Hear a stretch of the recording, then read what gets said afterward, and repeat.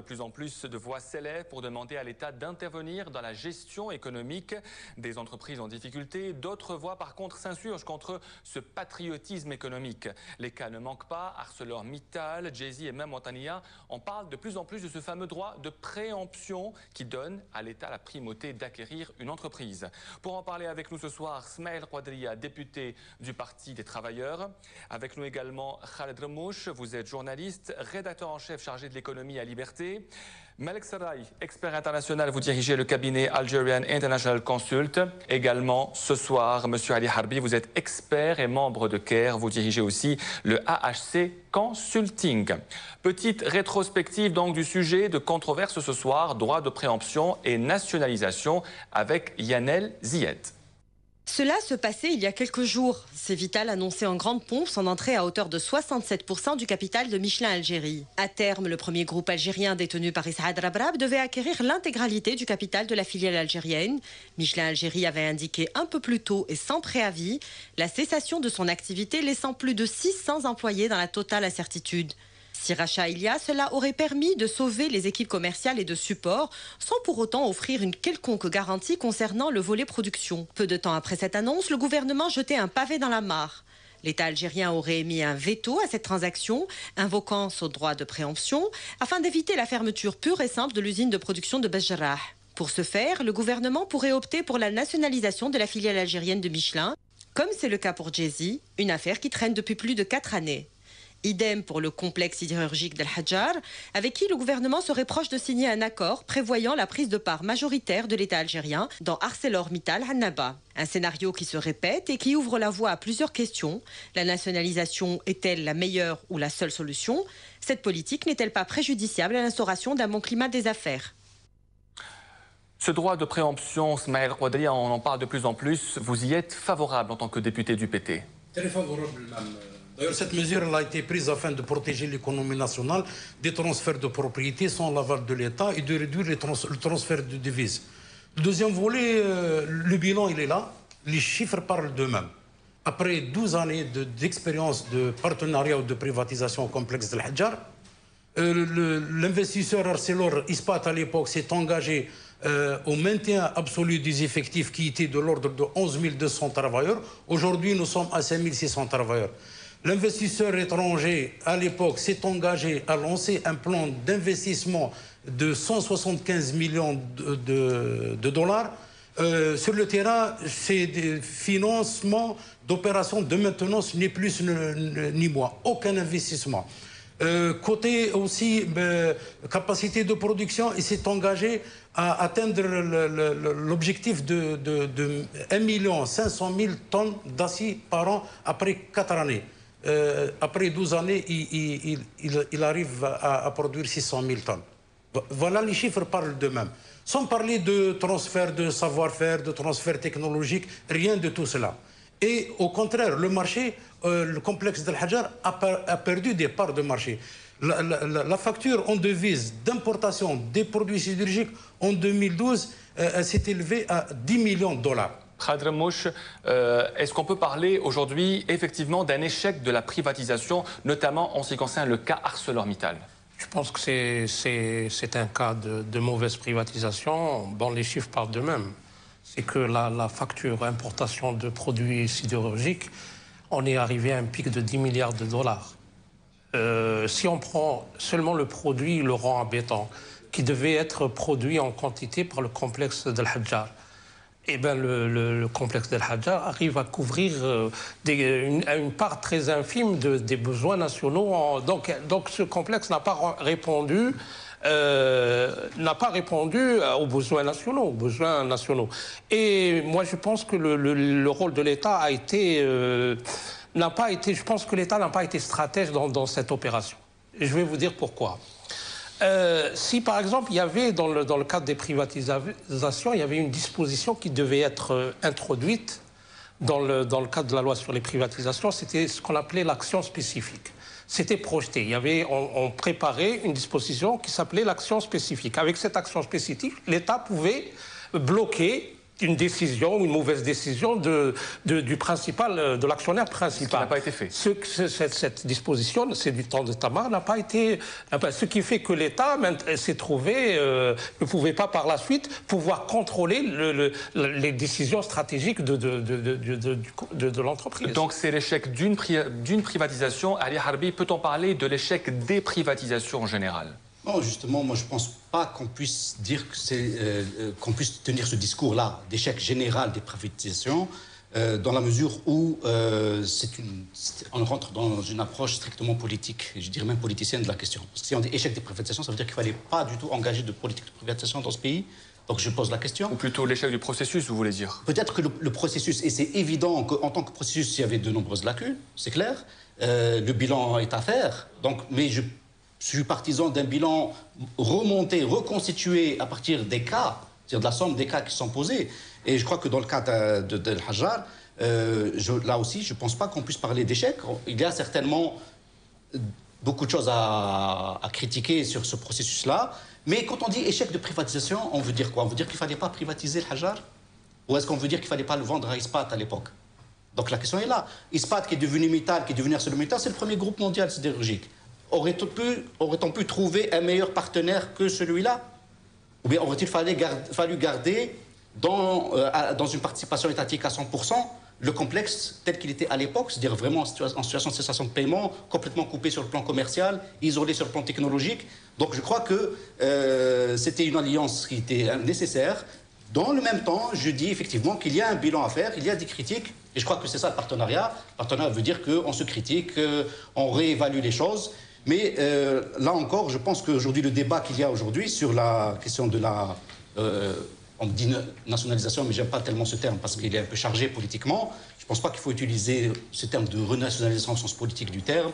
Mais monter du capital, monter de l'État dans le capital d'ArcelorMittal, c'est quelque chose de pertinent pour redimensionner la sidérurgie algérienne. Et là, on sort du contexte étroit de Al-Hajjar pour parler de la sidérurgie en Algérie et quel rôle elle doit avoir.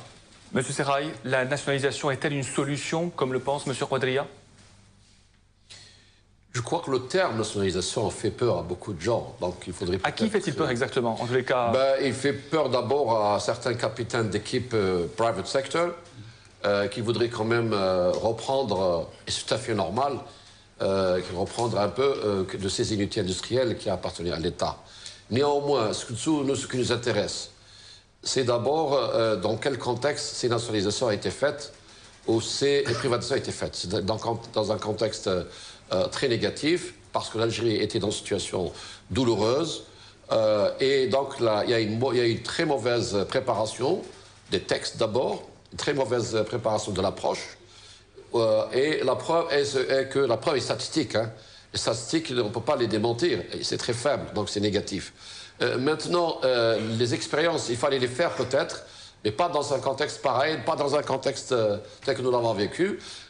Mais il faudrait parler beaucoup plus de prise de participation pour permettre, notamment, pas au capital spécialement étranger, mais moi je suis beaucoup plus en faveur du capital national privé qui puisse participer à ces grandes entreprises afin que la richesse nationale puisse, dans la mesure du possible, rester une richesse nationale au service de la nation, mais en priorité d'abord maintenir les emplois que nous avons, augmenter d'autres emplois. Nous avons une jeunesse qui est diplômée, qui attend son tour pour être injectée, pour recevoir une formation dans les différents métiers de l'industrie, pour être injectée. On n'a pas le droit donc à se permettre de donner tout azimut ces entreprises publiques à des sociétés étrangères sous prétexte qu'elles peuvent nous ramener peut-être une technologie ou qu'elles peuvent nous ouvrir le marché international.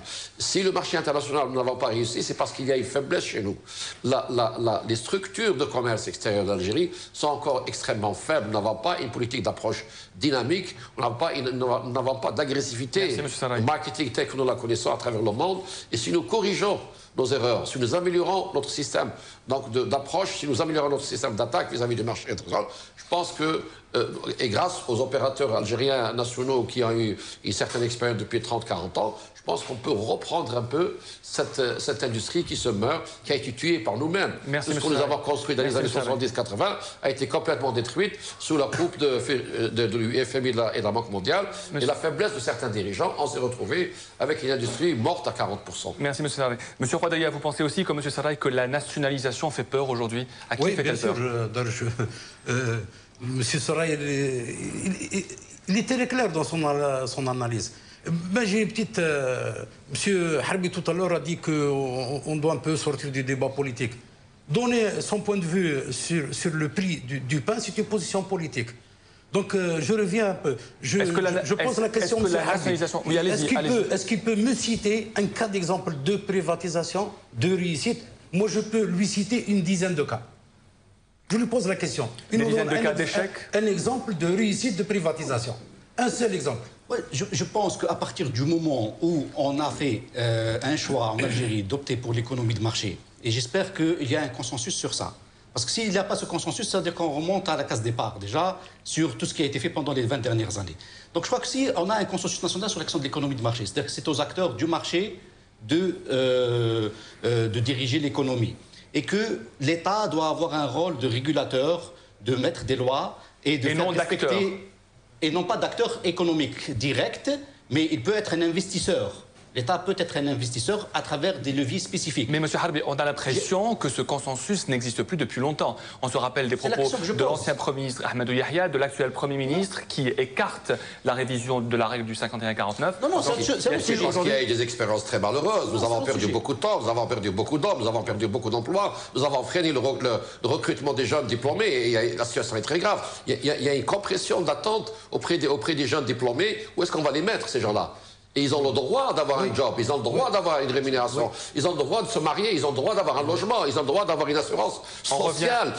Si on n'ouvre pas la manne, si l'État n'intervient pas pour que ces entreprises publiques, qu'elles soient par contre améliorées sur le plan de la gestion, du management, où est-ce qu'on va mettre ces gens-là? Parce que le secteur privé lui-même, il est malade. Pourquoi il est malade? Parce qu'il y a un environnement médiocre, un environnement même contre lui. Il y a la bureaucratie, il y a la corruption, les banques ne marchent pas très bien. Ça, c'est la deuxième partie de l'émission. Non, attendez, ça se complète. Si le secteur privé n'est pas en mesure de prendre en charge ces millions de jeunes employés, il faut que l'État fasse quelque chose. Et effectivement, je suis d'accord avec lui, l'État ne doit pas être partie prenante directement, mais l'État doit être régulateur forcené. Parce que l'économie de marché, contrairement à ce que les gens puissent penser, c'est d'abord une organisation parfaite, c'est un contrôle rigoureux, ce sont des thèmes très précis, c'est pas des discours à la va-vite, c'est pas des discours où on va à Washington dire qu'on va nous aider pour aller à l'OMC. On va donner la parole à M. Rouadaya. Il faut faire attention, il y a une jeunesse qui attend. C'est ça le problème. La finance 2013, le gouvernement a projeté la création de 3 millions de postes d'emploi. Où est-ce qu'on va... Comment vous allez les ramener, ces 3 millions? Comment on va trouver des solutions? Je reviens à la privatisation. C'est un bradage. C'est un bradage. Je peux vous citer des cas d'exemple. On prend par exemple le complexe céramique de Guelma. À l'époque, ils employaient des centaines de salariés. On l'a vendu à Ether Italia. Et aujourd'hui, il est à l'arrêt. Et les salariés... M. Quadria, il a été vendu à l'arrêt. Non. Si, monsieur. Non. Il a été fermé déjà 3 ans avant qu'il soit privatisé. C'est une entreprise qui je connais très bien. L'entreprise était en bonne santé lorsqu'elle a été vendue. De bonne qualité. Maintenant, sur le marché national, on trouve des produits chinois sans marque. Elle était privatisée à l'état fermé. Alors que les gisements en kaola, en argile dure, ils sont à côté du complexe. On a tout bon exemple, vous avez malheureusement pas pris le bon exemple. Elle était fermée avant la privatisation. Je vais vous dire une confidence. Elle était déjà fermée à l'époque. Je vais vous dire une confidence. La loi concernant les hydrocarbures pour exploiter les gaz de schiste, elle a été votée.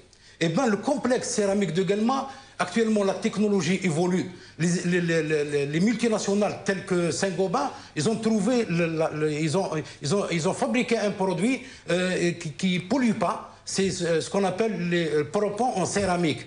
Eh bien, ils sont en train de l'utiliser en Arkansas pour la fracturation des roches-mères pour pouvoir exploiter les gaz de schiste. Eh bien, on le produit également. Oui. Avec du produit algérien, avec la main-d'œuvre algérienne, mais on ne pense pas à cette activité. Monsieur le Mouche, je voudrais un peu nuancer les choses. Moi, je suis d'accord avec Quadria, il y a eu beaucoup de bradage dans les privatisations. Ça, c'est sûr. Ça, il y a eu beaucoup de bradage. Mauvaise préparation. Beaucoup de bradage. Je dis bradage, et c'est pas un bradage, je veux dire le mot bradage. Il y a eu beaucoup de, comment on l'appelle, de magouilles dans les privatisations. C'est le terme magouille. On a donné à des opérateurs privés qui, à des coûts vraiment très bas, et qui n'ont pas développé l'entreprise. Donc il y a des cas.